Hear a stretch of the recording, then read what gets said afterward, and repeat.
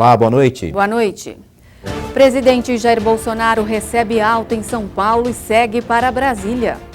Preço do petróleo dispara após atentados na Arábia Saudita. Estados Unidos culpam Irã e os iranianos negam. Sobe para 12 número de vítimas do incêndio em hospital particular do Rio de Janeiro. Começam a valer as novas regras para tirar carteira de habilitação. O simulador não é mais obrigatório. Você vai conhecer os prós e os contras para o Brasil na guerra comercial entre Estados Unidos e China. O presidente Jair Bolsonaro recebeu alta do hospital hoje.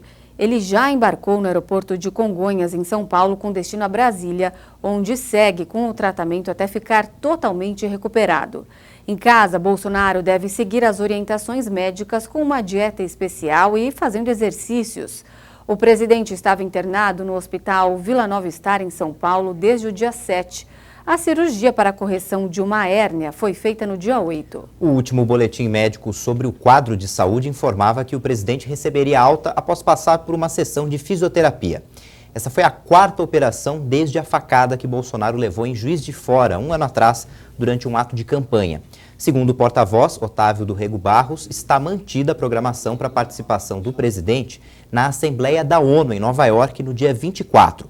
A viagem, que estava prevista para o dia 22, foi adiada para o dia 23. Como é tradição, o presidente do Brasil é o primeiro a discursar nas Nações Unidas. Apesar da liberação de Bolsonaro, o vice, Hamilton Mourão, vai seguir à frente da presidência até a quarta-feira. Subiu para 12 o número de mortos pelo incêndio no Hospital Badim, na zona norte do Rio de Janeiro. A 12ª vítima era uma mulher. Ela sofria de problemas renais que pioraram porque ela inalou fumaça no incêndio. Os funcionários do hospital prestaram depoimento hoje sobre a tragédia. A polícia já sabe que o fogo começou no subsolo do prédio. A polícia está juntando documentos e ouvindo testemunhas. No sábado, por cerca de 2 horas, 3 agentes da Polícia Civil foram ao subsolo do prédio para coletar materiais para análises. Várias peças do gerador de energia do hospital foram retiradas pelos peritos para uma análise mais minuciosa. E com base nas imagens do circuito interno, os agentes confirmaram que o incêndio no Hospital Badim começou mesmo no gerador, no subsolo da unidade. A retirada de pacientes internados começou 8 minutos depois que funcionários perceberam o incêndio. A movimentação de funcionários nos corredores e no subsolo foi intensa na tentativa de apagar o fogo. O Hospital Badim afirmou que uma equipe de brigadistas treinados estava no local no momento do fogo e optou por evacuar o prédio. Também informou que o prédio possuía todos os equipamentos de incêndio exigidos por lei, como extintores, porta-corta-fogo, detectores de fumaça com alarmes sonoros, e informou que todos estavam funcionando no momento do incêndio. O hospital confirmou que fazia manutenções regulares no gerador e que dispõe de ventilação e exaustão de acordo com as normas. O relatório no Senado sobre a indicação do subprocurador Augusto Aras para a Procuradoria-Geral da República deve ser apresentado nesta semana.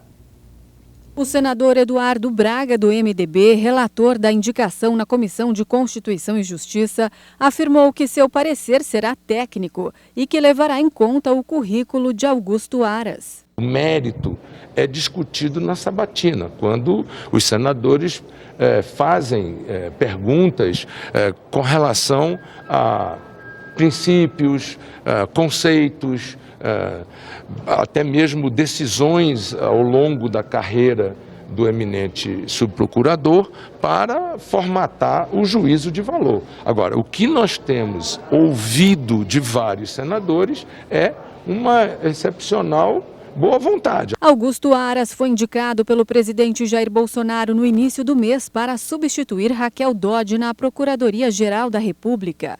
Para assumir o cargo, Aras precisa passar por uma sabatina e ser aprovado por maioria simples. Depois, o nome dele vai ao plenário do Senado. Nesse caso, Aras vai precisar ser aprovado por maioria absoluta, ou seja, precisa de, no mínimo, 41 votos dos 81 senadores. A área de proteção ambiental de Alter do Chão, em Santarém, no Pará, voltou a ser atingida hoje pelo fogo. Essa foto, compartilhada nas redes sociais, revela a dimensão do incêndio. A floresta está pegando fogo desde o último sábado. No domingo à tarde, o governo do Pará informou que as queimadas tinham sido controladas na mata conhecida como Capadócia, em Santarém. Mas cerca de 2 horas depois, um novo foco de incêndio foi encontrado pelos bombeiros da região. Alter do Chão está a 37 quilômetros de Santarém e a mais de 1.300 quilômetros de Belém, capital do Pará. Conhecido como Caribe da Amazônia, o balneário é o principal ponto turístico da região. O governador Helder Barbalho, do MDB, informou que pediu ajuda federal para combater as queimadas. As novas regras para tirar a Carteira Nacional de Habilitação começaram a valer hoje. O número de aulas foi reduzido e o simulador não é mais obrigatório. As novas regras para tirar a CNH foram publicadas no Diário Oficial da União em junho deste ano. Segundo o governo federal, a medida deve baratear o valor da carteira de habilitação. O número de horas de aulas foi reduzido de 25 para 20. O simulador na categoria B para os carros agora é facultativo. Além disso, houve alterações nas regras para obter o ACC, documento exigido para guiar cinquentinhas, como são conhecidos os veículos com motor de até 50 cilindradas. Quem quiser pilotar um desses ciclomotores poderá fazer as provas teórica e prática sem realizar aulas. Em caso de reprovação, o aluno deverá fazer o curso. A medida vale por 1 ano. Depois desse período, as aulas serão obrigatórias. O número de greves caiu 41% nos 6 primeiros meses desse ano em relação ao mesmo período do ano passado. De janeiro a junho deste ano, o país teve 529 paralisações. No ano passado, foram 899 no mesmo período. O setor público puxou a queda, com um recuo de 51%. A queda no setor privado também é expressiva, 27%. Segundo analistas, essa redução pode ser explicada por uma combinação de fatores, que inclui a perda de receitas dos sindicatos com a reforma trabalhista, o pessimismo com relação à possibilidade de vitória diante da situação das contas de municípios, estados e do governo federal, além da atividade econômica fraca e o desemprego elevado. Os números são do DIEESE, o Departamento Intersindical de Estatísticas e Estudos Socioeconômicos. 4 pessoas morreram e 3 ficaram feridas em uma operação da Polícia Militar na comunidade do Jacarezinho, zona norte do Rio de Janeiro. Um dos feridos é um PM que foi atingido por estilhaços. 2 pessoas foram presas. Por causa da troca de tiros, a circulação de trens na estação Jacarezinho chegou a ser interrompida. O Senado pode votar esta semana um projeto de lei que reduza a transparência das campanhas eleitorais. Especialistas dizem que o projeto dificulta a fiscalização de eventuais irregularidades. A proposta que muda a legislação eleitoral é o primeiro item da pauta do Senado amanhã. Já aprovado pela Câmara, o texto pode dificultar a fiscalização por parte da Justiça Eleitoral. O projeto prorroga por 2 meses os prazos para a prestação de contas eleitorais por parte dos partidos. Na prática, as fontes de financiamento dos gastos com as eleições poderia passar à margem da Justiça Eleitoral até junho do ano seguinte ao do pleito. Isso também dificultaria possíveis representações da Justiça contra candidatos por irregularidades durante a campanha. O texto também deixa claro que a prestação de contas dos partidos pode ser feita em qualquer sistema de contabilidade disponível no mercado, sem padronização. A proposta ainda amplia a lista de despesas que podem ser bancadas com recursos do fundo partidário. Esse dinheiro poderá ser usado para pagar multas eleitorais e até para a compra de bens móveis ou imóveis. Parlamentares favoráveis ao texto têm pressa na análise do projeto, para possibilitar que as novas regras valham já para as eleições de 2020. Para isso, as mudanças precisam ser sancionadas pelo menos 1 ano antes da próxima eleição. Amigos, familiares e fãs velaram hoje o corpo do cantor Roberto Leal. O velório foi na Casa de Portugal, que fica no bairro da Liberdade, em São Paulo. O enterro foi realizado no cemitério de Congonhas, na zona sul da cidade. Roberto Leal morreu ontem, aos 67 anos. O cantor português lutava há 2 anos contra um câncer de pele que evoluiu e causou insuficiência do fígado e dos rins. Roberto Leal nasceu em Macedo de Cavaleiros, no norte de Portugal, e se mudou para o Brasil aos 11 anos. Ele emplacou sucessos musicais a partir dos anos 70. Em 45 anos de carreira, vendeu mais de 17 milhões de discos e gravou mais de 400 músicas. O preço do petróleo disparou hoje em Londres após os atentados contra infraestruturas petroleiras na Arábia Saudita. O governo americano atribuiu a ação ao Irã, que nega qualquer envolvimento. A Arábia Saudita, a primeira exportadora mundial de petróleo, tenta restabelecer 1/3 do nível normal da produção que foi afetada por um ataque com drones. Apoiados pelo Irã e há 5 anos em confronto com a coalizão militar liderada por Riad, os rebeldes hutis do Iêmen assumiram a autoria dos ataques contra instalações da gigante estatal Aramco no fim de semana. Mas os Estados Unidos pensam diferente e acusam Teherã pelos ataques, o que fez a União Europeia pedir máxima moderação após o posicionamento americano. O porta-voz do Ministério Iraniano das Relações Exteriores, Abbas Mousavi, assegurou que as acusações são insensatas e incompreensíveis e que só buscam justificar futuras ações contra o Irã. Diante da redução da produção saudita, Donald Trump autorizou o uso de petróleo das reservas estratégicas dos Estados Unidos. A tensão internacional fez o preço do petróleo disparar em Londres. Na abertura do mercado, a cotação do barril subiu quase 20%, a maior alta em uma sessão desde a Guerra do Golfo em 1991. As explosões de sábado provocaram incêndios na planta de Abqaiq, a maior do mundo, dedicada ao refino de petróleo, e em Jurais, onde há um grande campo petrolífero. Os rebeldes hutis já tinham atacado a infraestrutura energética saudita, mas desta vez causaram uma redução da produção de mais de 5 milhões de barris por dia, o que representa cerca de 6% do abastecimento mundial. Hoje, o porta-voz da coalizão que atua no Iêmen contra os rebeldes xiitas hutis, Turki al-Maliki, disse que o armamento utilizado nos ataques contra instalações petroleiras na Arábia Saudita é procedente do Irã. E a China fez um apelo, pediu moderação nas acusações entre a República Islâmica e os Estados Unidos. O Irã interceptou um navio e deteve os 11 membros da tripulação perto do Estreito de Hormuz. A suspeita é que a embarcação seja usada para contrabandear petróleo. Uma patrulha naval da Guarda Revolucionária Iraniana interceptou um navio com 250 mil litros de combustível. O brigadeiro-general Ali Osmai afirmou que o navio estava navegando para os Emirados Árabes Unidos antes de ser apreendido 32 quilômetros a leste da ilha de Tamb Mayor. A nacionalidade dos detidos não foi divulgada. Esta é a segunda apreensão neste mês, depois que um navio suspeito de contrabando de combustível foi parado no Estreito de Hormuz no último dia 7. Cerca de 70 milhões de pessoas no mundo têm glaucoma. E estima-se que em 2040 esse número suba para 112 milhões. O glaucoma é a principal causa de cegueira irreversível.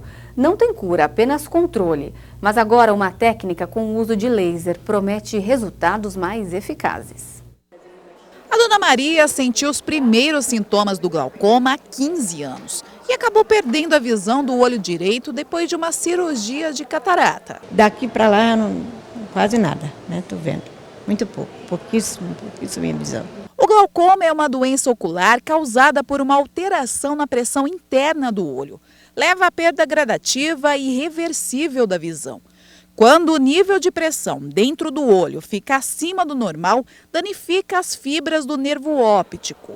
Com a evolução do glaucoma, o campo de visão vai diminuindo. E isso acontece de uma forma progressiva e de fora para dentro. Então o paciente vai perdendo e vai tendo um campo de visão tubular. Ou seja, muitas vezes o paciente não sabe que tem glaucoma porque a sua visão central é de 100%. Ou seja, quando eu estou olhando para você através de um cone, eu estou vendo 100%.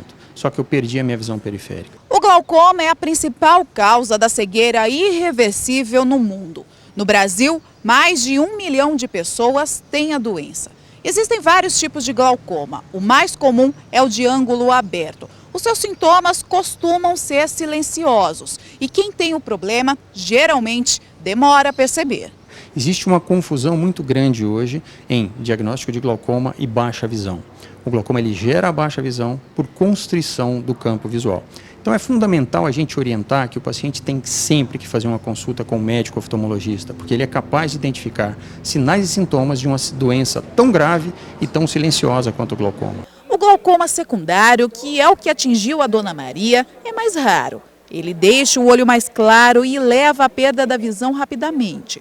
O uso indiscriminado de corticoides pode causar a doença. Corticoide é aquele remédio que a gente compra na farmácia sem restrição de receita.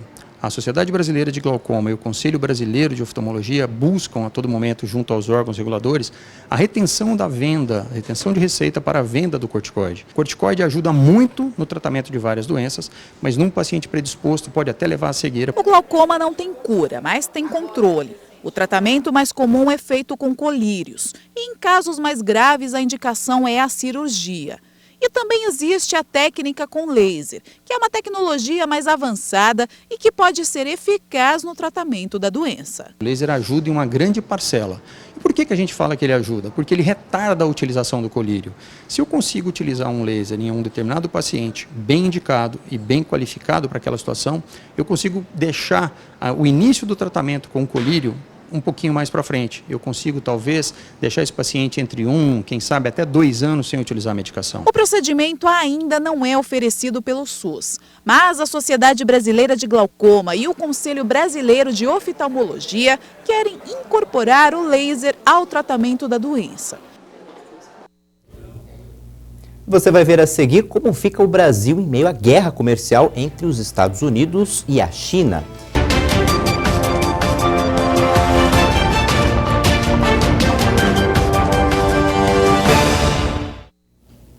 As exportações do Brasil para os Estados Unidos cresceram 9,5% em agosto, em comparação com o mesmo mês de 2018. Os dados são da Fundação Getúlio Vargas. As importações de produtos norte-americanos cresceram 27%. Já as exportações do Brasil para a Argentina caíram 38% na mesma comparação. Teve queda também nas vendas para a União Europeia e China. Segundo a nota da Fundação Getúlio Vargas, isso pode ter sido causado pela desaceleração no comércio mundial. A guerra comercial entre a China e os Estados Unidos começou a pesar na balança dos países do mundo todo. É briga de gente grande, com previsão de efeitos em países de qualquer tamanho. E como um dos gigantes do agronegócio, como o Brasil, não tem como ficar de fora dessa briga, talvez a melhor receita numa hora como essa seja ficar atento para tirar o melhor proveito nos mercados que forem abertos.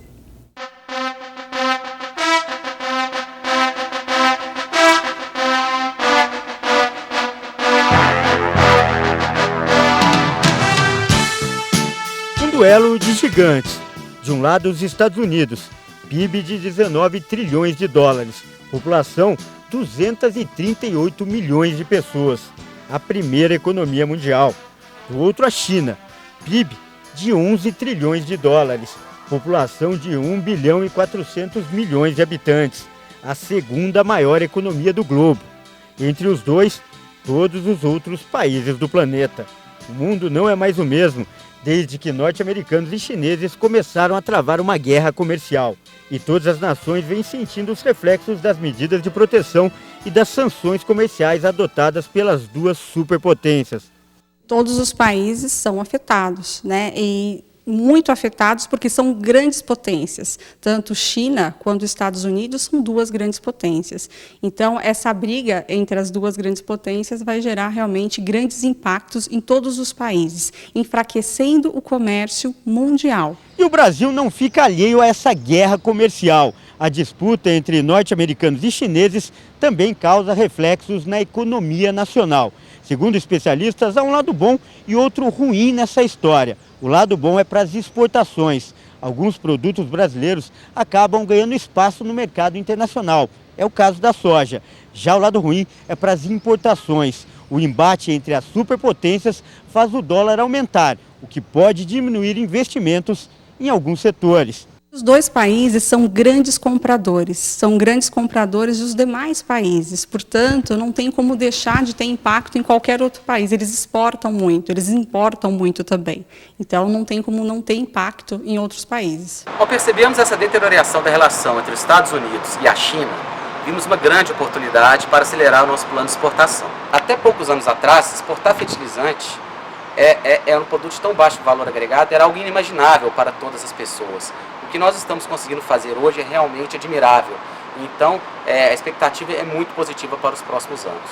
Quem trabalha com importação sofre com a instabilidade do mercado. O diretor de uma das maiores empresas de consultoria financeira do país afirma que, além da alta do dólar, os produtores estão sendo afetados pelas especulações. A consultoria atende 600 clientes em todo o país, a maioria ligada ao agronegócio. O que acontece é que o nosso custo ele não aumenta de forma proporcional com o aumento do dólar, né? Apesar da gente ter insumos importantes como os fertilizantes, que para alguns mercados, para alguns segmentos representam aí quase 80% da importação, a gente tem um aumento do desproporcional quando a gente olha os componentes do custo de produção. Mas e para o consumidor comum? A guerra entre Estados Unidos e China pode afetar o dia a dia das pessoas? Segundo a economista, o primeiro reflexo pode ser o aumento de preços de alguns produtos e, em um cenário mais complicado, até o desemprego.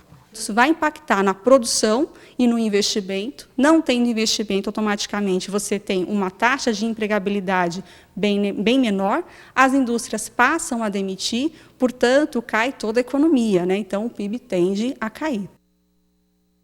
O mercado financeiro reduziu a expectativa de inflação para 2019 e 2020, além de apontar também um crescimento menor da economia brasileira no próximo ano. De acordo com o levantamento, os analistas do mercado financeiro baixaram a estimativa de inflação para este ano de 3,5% para 3,4%, abaixo da meta estipulada para o ano, que é de 4,25%. Foi a sexta queda seguida desse indicador.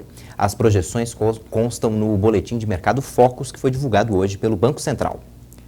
A Receita Federal pagou hoje as restituições do quarto lote do imposto de renda. O fisco depositou 3,5 bilhões de reais a 2.800.000 contribuintes. O lote também inclui restituições residuais de 2008 a 2018. As consultas podem ser feitas pela página da Receita Federal na internet ou pelo telefone 146. O próximo lote deve ser pago no dia 15 de outubro. Os protestos deste fim de semana em Hong Kong foram reprimidos com violência. A polícia reprimiu com bombas de gás lacrimogêneo e jatos d'água os manifestantes pró-democracia, que responderam com pedras e coquetéis Molotov. Em um cenário que começa a se tornar rotineiro após 3 meses de protestos, a manifestação gerou confrontos entre policiais e grupos radicais que tentaram invadir o complexo que abriga a sede do executivo. Antes das cenas de caos, manifestantes se reuniram em torno do consulado da Grã-Bretanha para pedir a Londres medidas de proteção aos habitantes da antiga colônia britânica. Alguns criticaram a falta de apoio por parte do governo britânico. A crise em Hong Kong começou com a denúncia a um projeto de lei que propunha a legalização das extradições para a China. Mas o movimento cresceu e se transformou em uma denúncia do corte de liberdades no território, partindo para a exigência de reformas democráticas. O governo dos Estados Unidos confirmou no fim de semana a morte de Hamza Bin Laden, apontado como o sucessor do pai Osama Bin Laden na rede terrorista Al-Qaeda. De acordo com a Casa Branca, ele foi morto em uma operação de contra-terrorismo na fronteira entre o Afeganistão e o Paquistão. O Departamento de Estado dos Estados Unidos classificou Hamza como um terrorista global em 2017, depois que ele incentivou ações violentas no Ocidente e ameaçou se vingar dos americanos pela morte do pai. Um comunicado assinado pelo presidente Donald Trump destacou que a morte do herdeiro de Bin Laden provoca um grande impacto nas atividades operacionais do grupo. O líder opositor venezuelano Juan Guaidó anunciou que o diálogo com o governo de Nicolás Maduro, mediado pela Noruega, chegou ao fim. As conversações eram mediadas pela Noruega e terminaram por causa da recusa da delegação do presidente de voltar à mesa de negociação. A declaração foi realizada no domingo em um comunicado da equipe de Guaidó, que é reconhecido como presidente encarregado da Venezuela por meia centena de países. As conversas em busca de saídas para a grave crise venezuelana começaram na Noruega e se transferiram para Barbados, mas estão congeladas desde 7 de agosto por decisão do governo de Maduro. Guaidó, chefe do parlamento, se autoproclamou presidente interino em janeiro, após a maioria opositora do legislativo declarar Maduro usurpador por ter sido eleito em eleições fraudulentas. Um avião caiu logo após a decolagem no sudoeste da Colômbia. As 7 pessoas a bordo morreram. O acidente também deixou feridos em uma casa atingida. Autoridades locais informaram que o pequeno avião pertencia à empresa privada Transpacífico. A aeronave caiu e acabou se chocando com uma casa, perto do aeroporto localizado no departamento de Cauca. Todos os 7 ocupantes do avião perderam a vida. Entre os feridos, há um menino que estava na casa atingida. O menino apareceu e estava desesperado, fora de si. Tirei o garoto de casa do meu amigo, onde o avião se chocou, e levei para minha casa. A aviação civil colombiana já investiga as causas do acidente. Centenas de pessoas precisaram sair de casa no sudeste da Espanha. A região foi atingida por chuvas torrenciais nos últimos dias, que deixaram 6 mortos. No último saldo divulgado pelo Ministério do Interior antes das recentes evacuações, o número de desabrigados chegava a 3.500. O temporal causou graves danos no sudeste do país. A zona sofreu precipitações recordes nos últimos dias, levando a 6 mortes. Além de bloqueios de estradas e linhas ferroviárias e importantes inundações nas regiões de Valência, Múrcia e Andaluzia. Ainda não há um balanço oficial dos danos materiais. A tempestade se deslocou para o centro da Península Ibérica, onde a Agência Meteorológica Estatal mantém 14 províncias em alerta por fortes chuvas. Na região de Madrid, as precipitações causaram importantes inundações em Arganda del Rei, um município ao leste da capital. No final de agosto, a localidade já havia sido castigada por outra tormenta. No sábado, o presidente do governo espanhol, Pedro Sánchez, visitou a região e o rei Felipe VI lamentou as mortes e os danos materiais.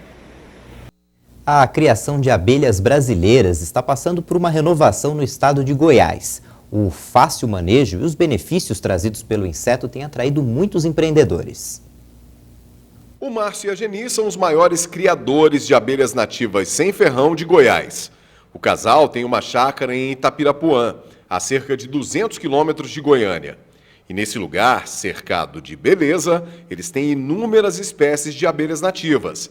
Para eles, esse é um verdadeiro trabalho de preservação das nossas raízes. As nossas abelhas, elas são pouquíssimos conhecidas. O pessoal basicamente conhece 3 ou 4 espécies de abelha, basicamente a jataí, a mandaguari, a arapuá, que na verdade é quase que uma praga.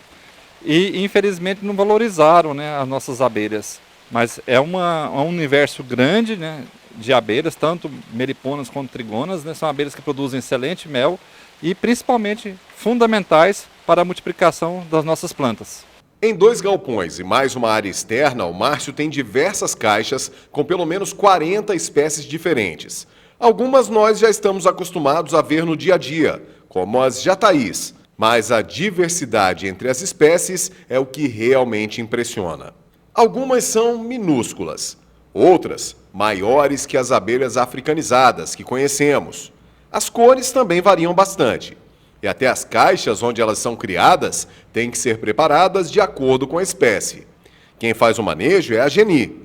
Ela conta que o trato é bem simples, mas o cuidado com as abelhas é fundamental para o sucesso da criação. O manejo aqui eu faço de 10 em 10 dias, no máximo 15 dias eu preciso fazer essa revisão nas caixas. O Márcio conta que quando eles adquiriram a chácara, o cenário aqui era bem diferente. A área estava completamente degradada, sem quase nenhuma árvore. Hoje, graças ao esforço do casal e o trabalho das abelhas, um verdadeiro jardim botânico surgiu. Comecei como colecionador de palmeiras e fui plantando várias outras espécies para não ter um monocultivo, né? Então eu tenho aqui praticamente 3.000 espécies de árvores, entre frutíferas, árvores ornamentais, árvores madeireiras e umas 800 e poucas espécies de palmeiras. E com isso, as abelhas da natureza foram surgindo, porque aqui era praticamente estéril, não tinha vida nenhuma, só tinha pasto. Além do caráter conservacionista, criar abelhas nativas pode ser extremamente lucrativo. Tanto o mel quanto as próprias colmeias podem ser comercializadas, e algumas têm um alto valor agregado. Essas 2 caixas, por exemplo, são da espécie que é considerada a Ferrari das abelhas, a Mumbucão. Ela produz um mel extremamente diferente, com um sabor frutado e refrescante. Cada colmeia dessas pode custar cerca de R$5.000. E em uma boa criação, em um ano, você pode retirar 3 novas colmeias de uma mesma matriz. Isso sem falar no valor do mel, que pode ser até 100 vezes maior que o de uma abelha africanizada. Financeiramente falando, em termos de rentabilidade, eu posso assegurar que não tem nada que dá mais rentabilidade que essas abelhas, nada. E se você ainda não está convencido, ouça o que diz um dos maiores criadores do Brasil. É um animal fantástico, bonito, cada espécie tem uma característica, né? E isso é fabuloso. Quem não gosta de um enxame de abelha desse, um mansinho desse, vai gostar do quê? Na contramão de vários segmentos brasileiros que se recuperam lentamente, o mercado de beleza só cresce. O número de profissionais deste setor passou nos últimos 5 anos de 70 mil para mais de 400. E o que impulsiona esse mercado são as novidades e a tecnologia a favor do tão sonhado rejuvenescimento. Afinal, quem não quer ficar para sempre com uma aparência bonita e jovem, né? E tem gente que não liga de gastar um bom dinheiro para isso. Se tem uma coisa que o brasileiro não economiza é com beleza. A gente gasta pelo menos 2% do salário com a vaidade. Por isso, o mercado dos cosméticos é um dos poucos que quase não tem crise por aqui. O setor de beleza, a gente costuma falar que possivelmente ele é o último a entrar na crise e talvez um dos primeiros a sair. E por incrível que pareça, são os homens que impulsionam as vendas. Eles estão cada vez mais preocupados com o bem-estar e a aparência. O Vailson faz sucesso com o visagismo de barbearia. Ele transforma o corte de cabelo em obra de arte. O que eles mais gostam? Ele faz bastante personagem e jogador de futebol. Quem tá no topo, né?